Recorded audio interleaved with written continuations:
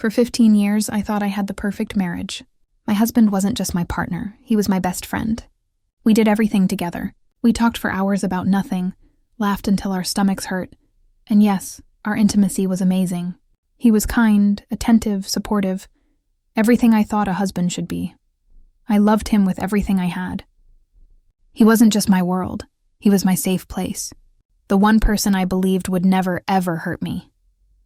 But then came that one weekend in New York.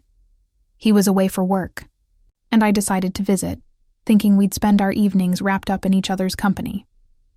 During the day, he worked, and I entertained myself. One afternoon, while he was at the office, I grabbed his old iPad. I wasn't snooping. I trusted him completely. I just wanted to scroll through old photos, relive sweet moments, and remind myself how lucky I was. But what I found shattered my world. At first, it was innocent. Old text screenshots between us, little memories preserved. But then, buried in the messages, I stumbled across something that didn't fit. Conversations with strangers, arrangements, exchanges of money, and one detail that made my blood run cold. He wasn't just flirting or being shady. He was setting up appointments with prostitutes, and not just once, not twice. There was a 6-month window of messages he hadn't deleted. In that short span, I counted at least 20 different meetups, and when I confronted him, the truth came crashing down harder than I could have imagined. This wasn't a mistake. This wasn't a one-time lapse in judgment. It was a 30-year double life. During our 15 years of marriage, he had slept with around 150 prostitutes, mostly young Asian women. He admitted it without hesitation, as if confessing was some kind of relief. He even had the audacity to tell me it was separate from our marriage. Separate? How do you separate that kind of betrayal? He said he tried to stop sometimes, could go a year without it, but eventually, the compulsion always came back. He painted it like an addiction, a force outside of his control. But to me, it was deliberate, calculated. Every lie he told me about working late, every business trip, every moment I thought he was faithful, he was with someone else. I felt like I couldn't breathe. I left New York immediately, barely holding myself together, and flew home. My body shook the entire time. When I saw my 5 boys, our blended family of young men aged 19 to 26, I broke. I spilled everything, and instantly they hated him. My family, my kids, everyone told me the same thing. Divorce him. Cut him off. Destroy him. But here's the part that twisted the knife even deeper. I couldn't bring myself to hate him. Not yet. Despite the betrayal, despite the humiliation, I still felt love. I still wanted to talk to him. I started to question myself. Why was I so weak? Where had my self-respect gone? I couldn't even look in the mirror, because all I saw staring back was the woman whose husband slept with 150 others. But then, something inside me snapped. One night, after another panic attack that left me gasping for air, I realized something. He had stolen enough from me. My peace, my trust, my dignity. He would not steal my power. First, I gathered evidence. Screenshots of texts, copies of photos, everything I could find. I backed it up in multiple places, just in case he tried to spin the story. Then, I thought about what would hit him hardest. See, my husband's reputation was everything to him. He had built a professional life on being the family man, the respectable guy who could be trusted. His colleagues, our community, even his extended family, they all admired him. So I made sure they knew the real him. I confided in my boys first. They wanted to help. Together we crafted a plan. At a family gathering, where relatives from both sides were present, I brought it all out into the open. No screaming, no theatrics, just cold, undeniable truth. I stood in front of everyone and said, for 15 years, I believed I was married to a good man. But what none of you know is that while he played the role of loving husband and father, he was living another life, a life with over 150 prostitutes spread across the country while lying to me and this family every single day. Then I showed the screenshots, the dates, the proof. The room went silent. His mother wept.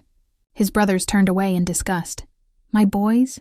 They stood tall beside me, fury in their eyes. He tried to stammer out excuses, to call it an addiction, to say it wasn't really cheating, but no one was listening anymore. His mask had been ripped off. Within days, word spread like wildfire. His colleagues whispered. His professional image collapsed. The man who prided himself on appearances now couldn't show his face without people knowing who he really was. And me? I filed for divorce. Cold, final, unapologetic. For the first time in weeks, I could breathe. The panic attacks stopped. The nightmares faded. Because the truth was out, and he could no longer control the narrative. He begged. He cried. He said he'd do anything to fix it. But there was no fixing it. The damage was done, and I had delivered the justice he thought I was too weak to seek. Betrayal breaks something inside you, but sometimes it also awakens something stronger. For me, revenge wasn't about hatred. It was about reclaiming my dignity. And while he lost everything, I found myself again. After the family exposure and filing for divorce, I thought my part in the story was over. I imagined myself walking away, reclaiming my peace, and leaving him to sit in the wreckage he created. But when a man like him, one who's built his entire life on lies, senses he's losing control, he panics. First came the apologies. Endless texts, emails, voicemails filled with begging. He promised therapy, swore he'd change, even offered to sign anything I wanted just to keep me from leaving.